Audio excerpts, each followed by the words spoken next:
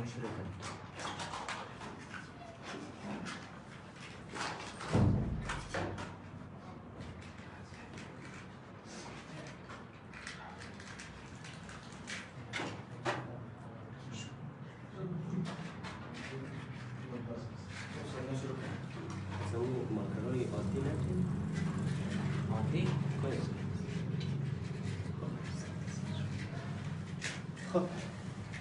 اللهم صل على محمد و آل محمد و عجل فرجهم. أعوذ بالله من الشيطان الرجيم. بسم الله الرحمن الرحيم وبه نستعين إنه خير الناصر. خير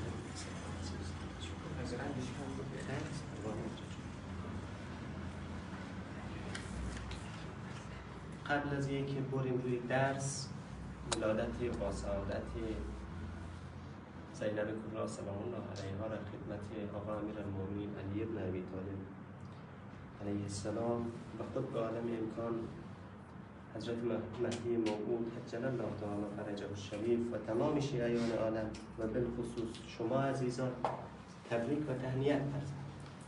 انشاءالله خداوند برای ما و شما توفیق عنایت کنه تا اینکه از شیعیان، پیروان و رهروان راستین این خاندان باشیم و در دنیا و آخرت با ایشان مشهور شویم. حالا روی مطالب درسی میریم. دوستان عزیز، ما و شما در جلسات قبل تعریف آیین انشا و نگارش خواندیم. بعد از تعریف آیین انشا و نگارش مطلبی را که خواندیم محورهای اصلی نگارش را خواندیم. امروز یک عنوان جدید را آغاز می‌کنیم به نام علامت و نشانه‌گذاری و اهمیت علامت و نشانه‌گذاری در نوشته‌های ما و شما. علامت و نشانه‌ها را که انشاءالله آشنایی داریم، مثلا کامه و سیمکولن و نقطه و به اصطلاح دو نقطه و سه نقطه و این مسائل که است علامه هاییه که ما و شما بر علاوه حروف زبان فارسی در نوشته های خود استفاده می کنیم و هر کدام حاوی به اصطلاح پیامیه برای مخاطب. اینا را از این طرف می خوانیم، شاید یک جلسه یا دو جلسه شود که انشاءالله خداوند برای ما و شما توفیق. خب دوستان عزیز، قبل از این که به تعریف علامت ها و نشانه ها بپردازیم، لازم به ذکر که چند نکته را خدمت شما عرض کنیم. اولیه که سابقه یا تاریخچه علامت گذاری سابقه چندانی نداره.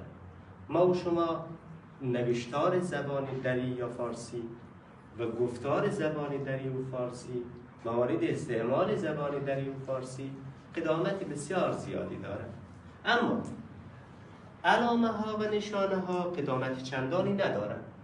برمیگرده به قرن گذشته، دقیقاً یک قرن قبل. به قرن گذشته برمیگرده، زمانی که نویسنده های فارسی زبان و دری زبان با آثار و ادبیات غربی آشنا شدند. از اون طرف بعضی نشانه ها را وارد زبان ما و شما یا زبان نوشتاری ما و شما کردند. دقیقاً علامت گذاری و نشانه گذاری برمیگرده به یک قرن قبل. و مسئله بعدی را که باید ما و شما بگوییم اهمیت علامت گذاری.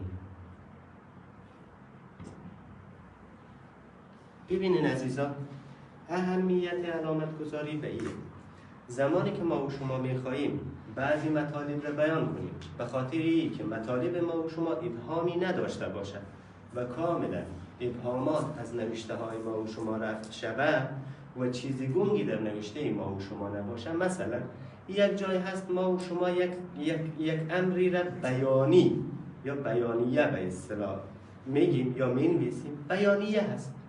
خب زمانی که مخاطب میخواید بخوانه، ما و شما دقیقاً در مقابلش نیستیم که بگوییم این بیانیه یا به اصطلاح لحن ما و شما را از روی لحن ما و شما تشخیص بده که واقعا بیانیه یا خبریه. بنابراین او ممکن است یک چیزی دیگری برداشت بکنه. پس علامه ها و همی به اصطلاح نشانه هایی که ایجاد شده فقط به خاطر تشخیص غرض ما و شما که برای ما و شما دو فایده رو میرسانه. اول به نویسنده کمک میکنه، به نویسنده کمک میکنه تا بهتر به نویسنده کمک میکنه تا بهتر همون غرض خود را منتقل کنه یا بنویسه. و دوما به مخاطب کمک میکنه.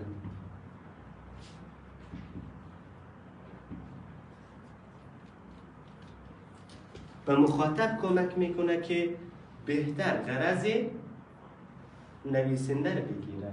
در یک جایی که امر خبری هست یا به اصطلاح نوشته خبری هست، اونجا مخاطب به اصطلاح تعجب برداشت نکنه. و در جایی که غرض نویسنده تعجب است، یک نوشته ای است که به اصطلاح در اونجا تعجب خود را نشان میده، به اصطلاح در اون منطقه نباید مخاطب او را خبری برداشت بکنه. اگر این اتفاقات بیفته پس ناهماهنگی به وجود می آید و زمانی که ناهماهنگی به وجود آمد همون نوشته ما و شما مؤثریت و مفیدیت و همون قشنگی و زیبایی خود را از دست میده. پس دوستای عزیز، من با مباحث مقدماتی سابقیش را خواندیم که گفتیم به یک قرن قبل برمیگرده، همینقدر کفایت میکنه. اهمیت علامت گذاری همیه که نویسنده را کمک میکنه بهتر غرض خود را منتقل بکنه و برای مخاطب کمک میکنه تا ای که بهتر غرض و همو غرض نویسنده را بهتر بگیره و خدای نخواسته بین از اینا سوء تفاهم نشود. خب حالا مستقیم میریم روی علامه ها. از کجا شروع کنیم؟ اول از نقطه شروع میکنیم. نقطه. این نقطه چی است؟ خیلی زمان ها هست میگن بنویسیم نقطه سر خط. نقطه بیشتر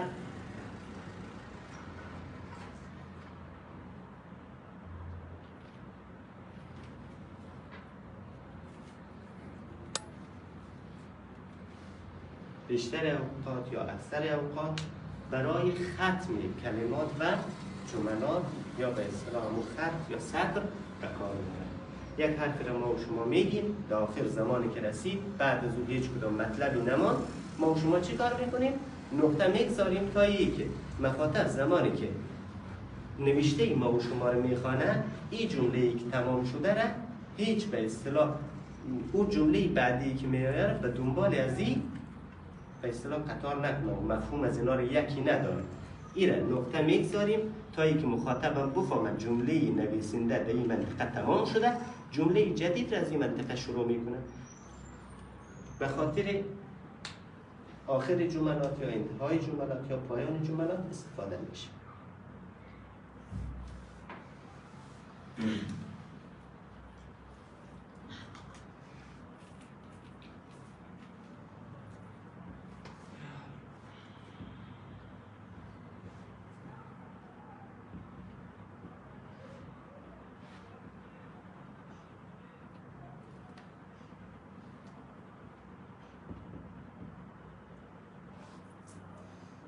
ببینید عزیزم، کتاب خوب بهترین دوست انسان است. ما و شما کتاب خوب بهترین دوست انسان است. زمانی که جمله ما و شما تمام شد، در آخر جمله به خاطر ازی که با جملات ما بعد خود به اصطلاح یک جا نشوه و مخاطب ما و شما برداشت نکنه، نقطه میگذاریم که برای مخاطبم بفهمانیم که جمله ما دیگه تمام شد، از این جمله دیگه خیلی به او نمیرسه.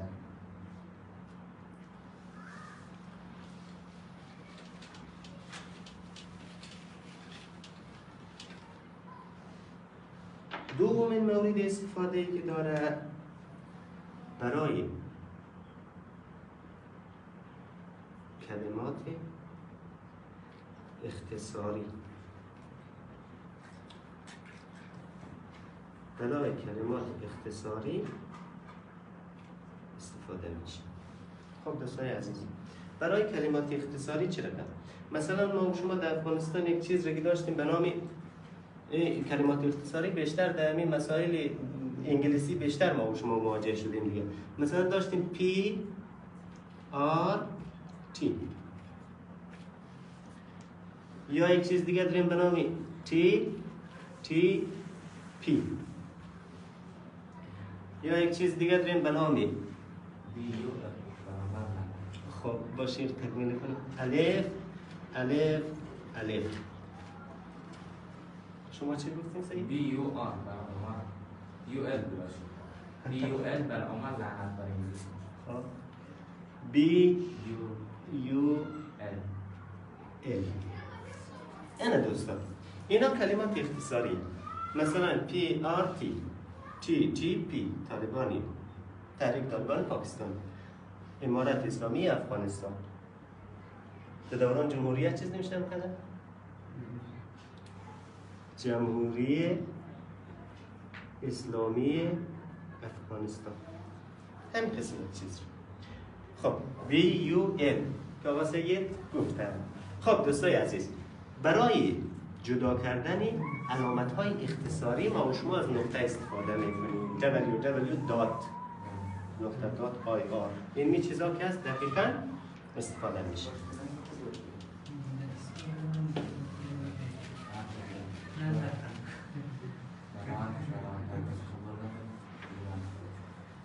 خب یک نکته ای که باید ذکر بکنیم اینه که نکته دوستای عزیز،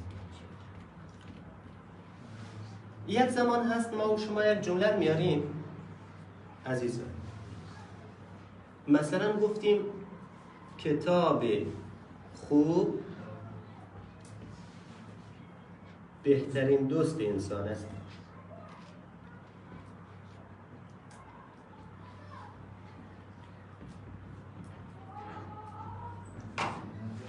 گفتیم کتاب خوب بهترین دوست انسان است. این یک جمله ما و شما شد که در آخرش چی کار کردیم؟ نقطه گذاشتیم به خاطر زی که جمله ما و شما تمام شده بود. حالا یک جمله دیگر میاییم عطف میکنیم و انسان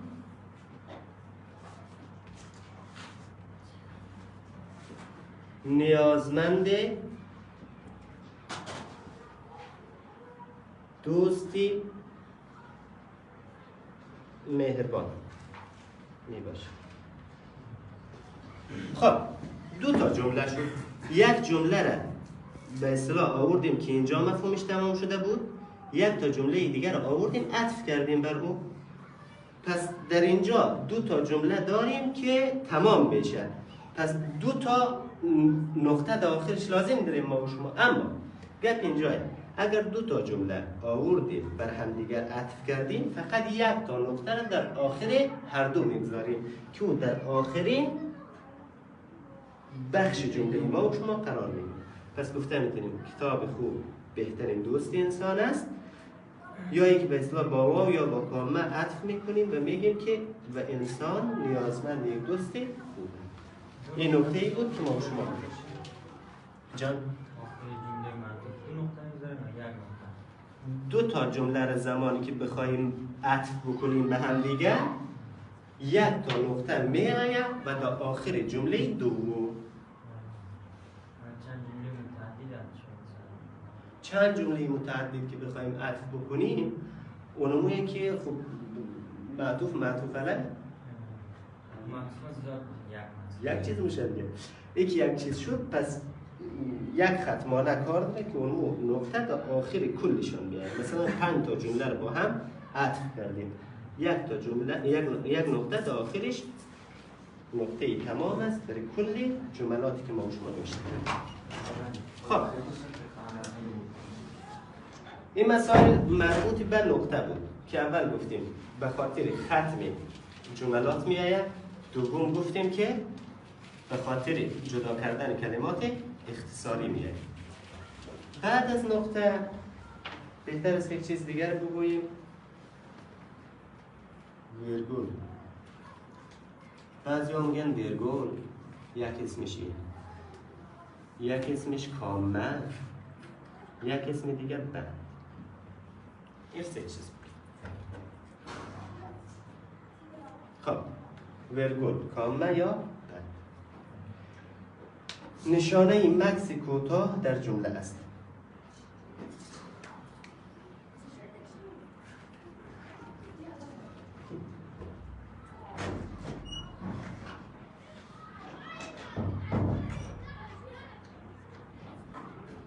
نشانه مکس کوتاه در جمله است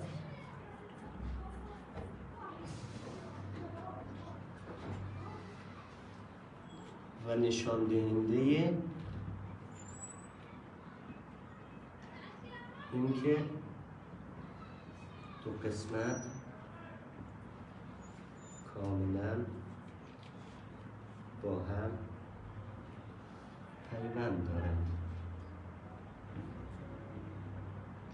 ببینید دوستان، کامل نشانه مکس کوتاه در جمله است و نشان دهنده این که دو قسمت کاملا با هم پیوند دارند.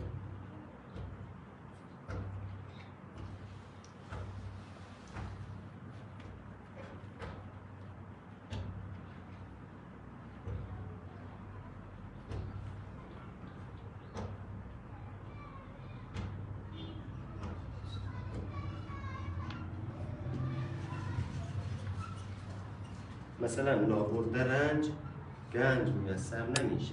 همین مکسی را که ما و شما کردیم به لطف زمین کامل بود.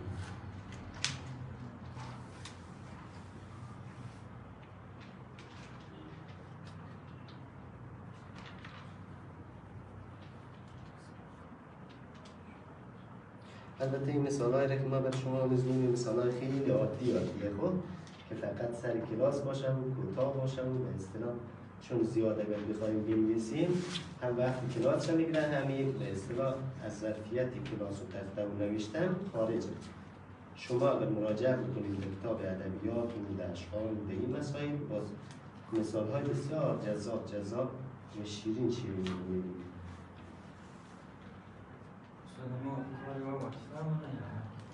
کدام؟ بیشتر همون کار عاطفه رو میکنه، اما اینه که بیشتر همون کارش مکس است دیگه.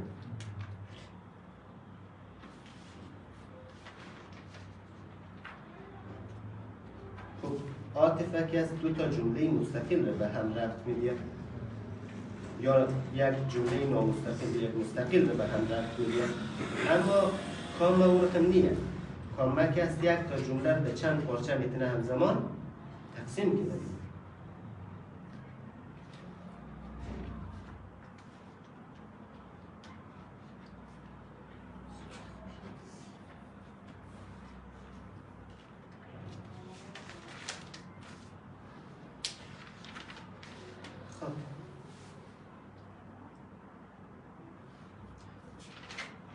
موارد استعمال بسیار هم داره.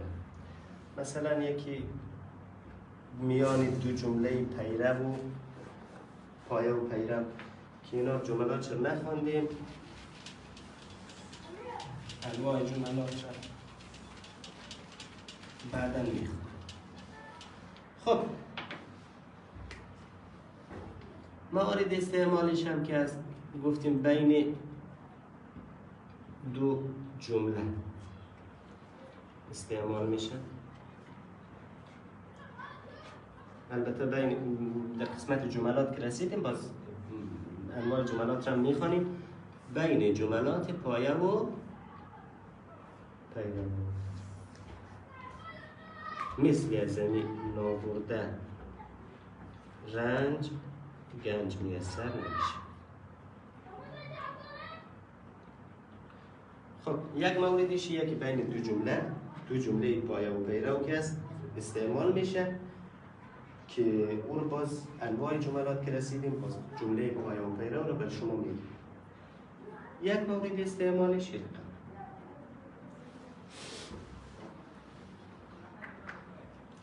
در میان اسمها و صفات و کلمات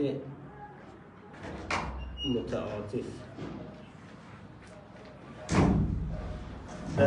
در میان محمد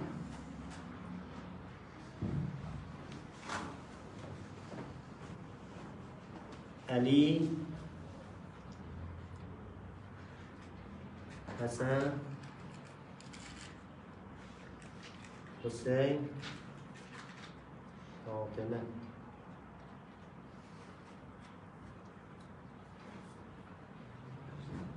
علیهم السلام 5 تن آل عبا.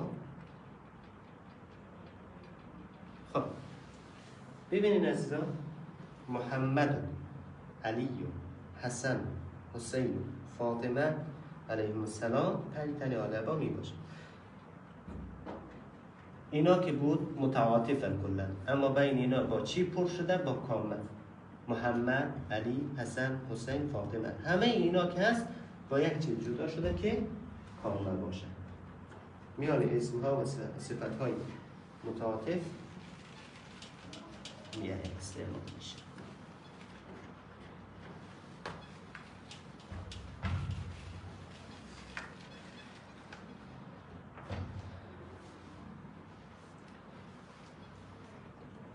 مورد سوم، در آغاز و پایان جمله یا عبارت معترضه.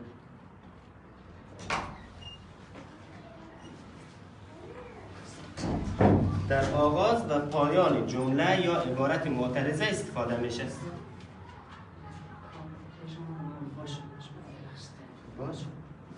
معترضه چیه دوستان؟ معترضه یک چیزیه که اصلا در داخل نوشته های ما و شما یا در داخل فرض بکنیم یک جمله ای رو ما و شما میگیم، در داخل اون جمله که هست اصلا نیاز نیست، یک چیز جانبیه، یک چیزی به اصطلاح بیرون از اون مطلب ما و شمایه، اما آوردیم یا زیبایی زیادتر داره یا ضرورت دانستیم یا یک به اصطلاح اون رو آوردیم. زمانی که آوردیم اون میگه معترضه. مثلا محمد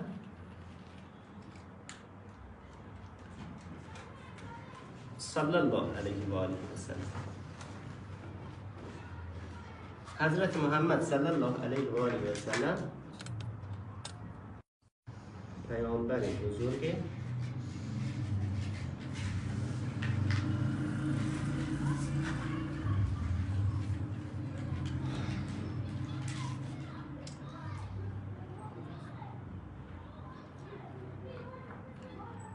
ببینید عزیزان، حضرت محمد صلی الله علیه و آله و سلم پیامبر گرامی اسلام، دین مقدس اسلام است یا می باشه؟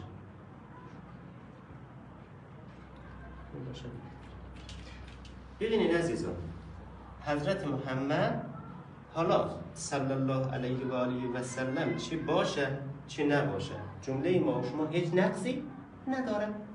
حالا این صلی الله علیه و آله و سلم را که ما و شما آوردیم من باب احترام و شأن و امو به اصطلاح نیاز معنوی آوردیم.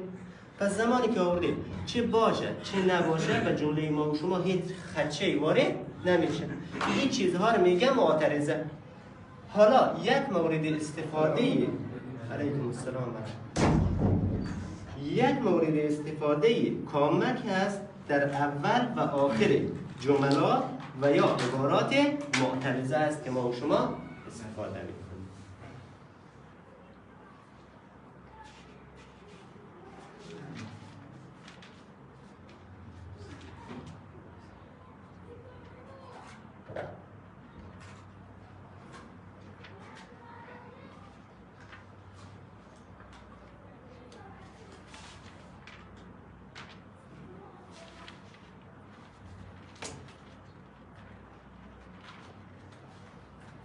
خب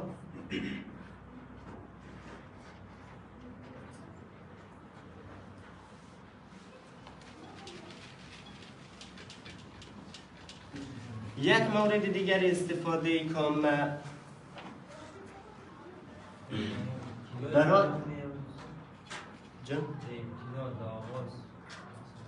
خب اگر قرار باشه جملات معترضه شما در اول بیاید، این که است. خب این نکته ای که ما اشاره کردیم، این مورد استعمالش دقیقاً در اول و آخر جمله معترضه بود که استفاده میشد، فقط به خاطر این که بعضی ها که از کامه استفاده میکنن در اول و آخر جمله معترضه، بعضی ها که از خط فاصله در دو طرف استفاده میکنن، بعضی ها که از به اصطلاح قوس استفاده میکنن. این جمله معترضه را از بقیه جمله جدا میکنه فقط به خاطر اینکه مخاطب بفهمه که این جمله معترضه. قبول دارید؟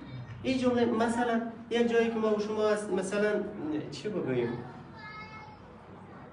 یک جای شاملو میگه عشق همان که در درونم جاری است.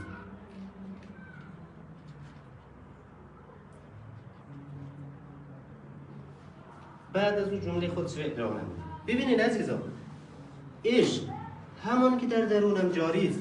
حالا چی همان که در درونم جاری است را بیاورد چه نیاورد؟ این جمله ایش که است به اصطلاح اما ماهیت خود را از دست نمیدید. اما گپ در کجایه؟ گپ اینجایه که با اینمی قوسی که آورده یا بعضا با خط فاصله ای که در دو طرفش میگذارن، بعضا کامه در دو طرفش میگذارن، با اینمی مثلا زمانی که آورده در حقیقت اینمی جمله معترضه را از جمله خود جدا کرده که بفهمین اینی مسئله که است معترضه. معترضه به این معنا که چی باشه چی نباشه فرقی نمون. اما قسمی که گفتم دیگه، حضرت محمد صلی الله علیه و آله و سلم پیامبر گرامی دین مقدس اسلام می باشه. خب حالا این صلی الله علیه و آله و سلم چی ما و شما بگوییم چی نگوییم، این هیچ به اصطلاح نقصی به جمله ما و شما وارد نمیکنه. فقط این میه که باب نیاز معنوی که ما و شما هست که به اسلام مقام بالای آقا رسول الله صلی الله علیه و آله و سلم باشه که باید صلی الله علیه و آله و سلم را ذکر بکنیم میآوریم. حالا بحث اینجا چی نمی صلی الله علیه و آله و سلم در آخر جمله باشه، چی در وسط جمله باشه، چی در اول جمله باشه. در اول جمله مثلا درود خداوند بر محمد و آل محمد، اللهم صل علی محمد و آل محمد،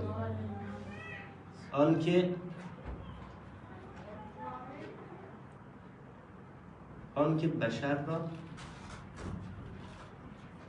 از جهالت و جاهلیت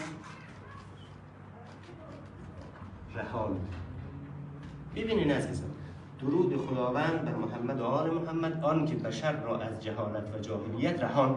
حالا این درود خداوند باشه نباشه، ما و شما محمد را خودش را ذکر مونیم یا حضرت محمد بعد از اون دفعش میگیم اون بحثی جمله خود را ادامه میدیم و هیچ نقص در جمله ما و شما وارد نمیشه. گفتیم چی در اول باشه، چی در وسط باشه، چی در آخر باشه، جمله معترضه میآید. بحث اینجا که جمله معترضه را چگونه مشخص کنن. بعضا دو طرفش قوس میگذارن، بعضا دو طرفش خط فاصله میگذارن و بعضا گفتیم موارد استفاده کامه. پس عزیزان، موارد استفاده کامه 4 تا شد. اول یکی در میان دو تا جمله میاد، دو تا جمله پایه و پیرو. دوم در میان اسمها و صفتهای متعاطف میاد یا کلمات متعاطف. سوم در آغاز و پایان عبارات معترضه میاد. و چهارمین بخشی که هست در این که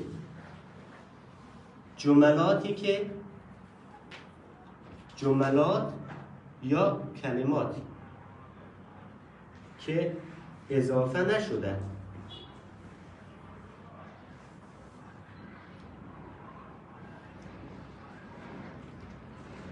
در میان جملات و کلماتی که اضافه نشده می آیند تا با مضاف و مضاف الیه مشتبه نشود. ببینید عزیزان، یک مورد استفاده کامه در کجایه؟ در میان جملات یا کلماتی که اضافه نشده می آید تا همون کلمه یا همون جمله با مضاف و مضاف الیه مشتبه نشود. مثلا ما داریم در نپی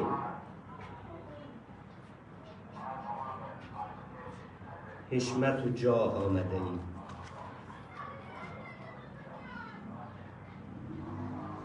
ما در این در نپی حشمت و جاه آمده ایم. ببینید عزیزا، اگر یک مخاطب ناشی باشه یا نابلد باشه یا به اصطلاح نو را افتاده باشه، یا خیلی مخاطبایی هست که به اصطلاح خیلی تو به اصطلاح گرم خواندن آمده، دقیقاً در این منطقه‌ای که مرسه بسیار تو اکسلراتور میده و به اصطلاح سرعتش هم زیاده. این که میخوانه فرض کو اگر این مسئله رو بخونه مادر، در حالی که این مادر نیه. قبول دارید؟ ما در این در نپی حشمت و جاه آمده. این ما و شما مادر نوشته نکدیم، اما اگر امی کامه نباشه ممکن است مخاطب این قسم برداشت کنه که این نوشته که مادر. اگر بین از این دوتا ما و شما کامه نگذاریم، ممکن به اصطلاح مخاطب این قسم فکر بکنه که به اصطلاح در را اضافه کرده به نه، ما را اضافه کرده به در. ما و در هر دوش مضاف الیه شده. پس چه کار منه؟ مادر این در نه پی حشمت و جاه آمده این بازو معنای شعر هم گرد مخرم، معنای جمله هم از گرش در موره و یک به اسلام اون مطلب را که ما و شما میخوایم منتقل کنیم ما منتقل نمیشه. پس ببینید عزیزان، به خاطر بین جملات یا کلماتی که اضافه نشده می آید تا با مضاف و مضاف الیه مشتبه نشود. مثلا ما در این در نپی حشمت و جاه آمده ایم، بین ما و در یک کامه باید بگذاریم، بین در و نه هم باید یک کامه بگذاریم به خاطر از اینکه با مضاف و مضاف الیه مشتبه نشود. خب این موارد استعمال کامه بود.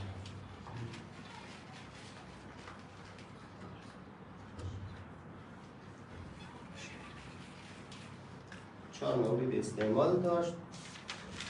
یکی همی که بین دو تا جمله می آمد، یکی بین اسمها و صفتهایی که متعاطف بودن می آمد، یکی دیگر در آغاز پایان جمله معترضه می آمد و دیگری که بین دو کلمه یا به اصطلاح عبارت می آمد تا با مضاف و مضاف الیه مشتبه نشود. یک مسئله دیگه که باید ما و شما بخوانیم یک علامت دیگه سوم.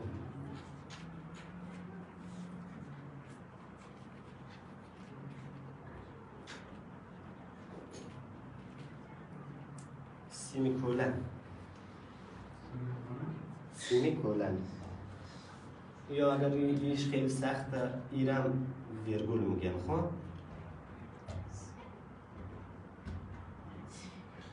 ویرگول هم میگم ایرم، مثل از امو کامه هم ویرگول گفت ایرم ویرگول میگم. اما این کامه ایه که در پایین خود یک تا نقطه دارد.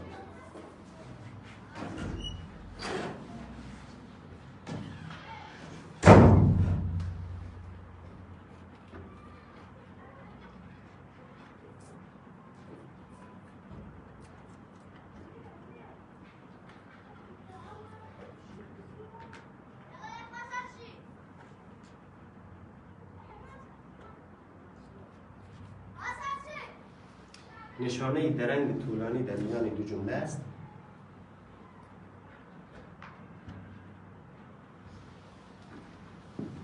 و نشان دهنده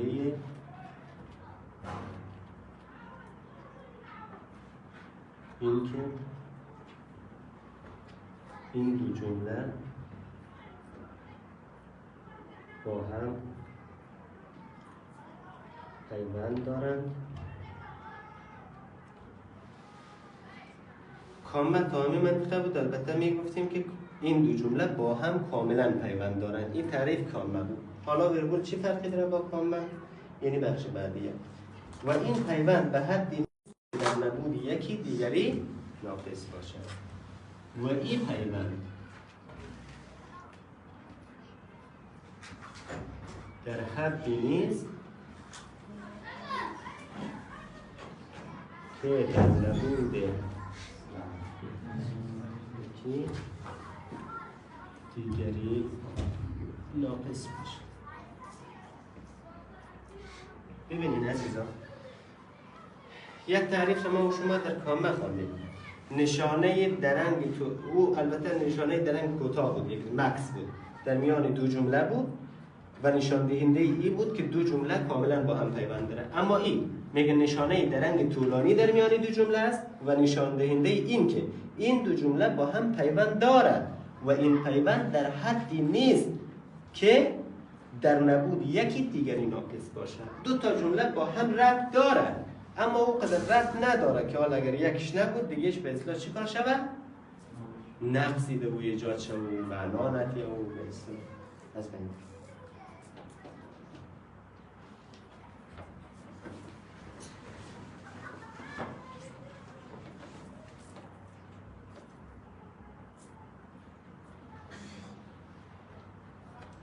خب ببینین از جمله رو من اینجا نوشتن و میگم نمونه.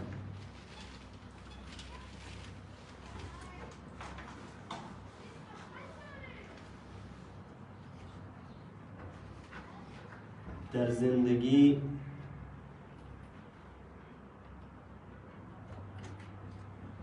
همیشه چیزهایی هست که نمیشه.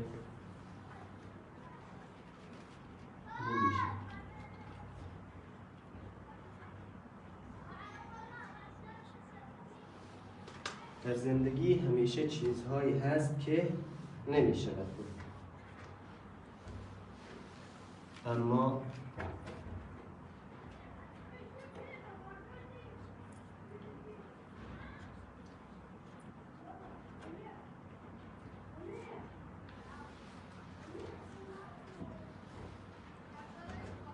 ببینین عزیزان، در زندگی همیشه چیزهایی هست که نمی شود گفت اما نمی شود هم که نگفت.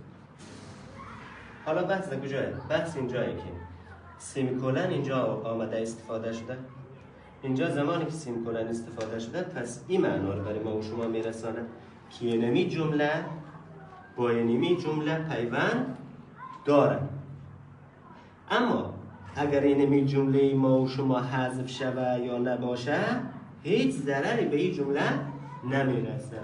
این جمله ما و شما سر و مر گنده به اصطلاح سر جای خود هست و معناش هم کامله. مثلا در زندگی همیشه چیزهایی هست که نمیشود گفت.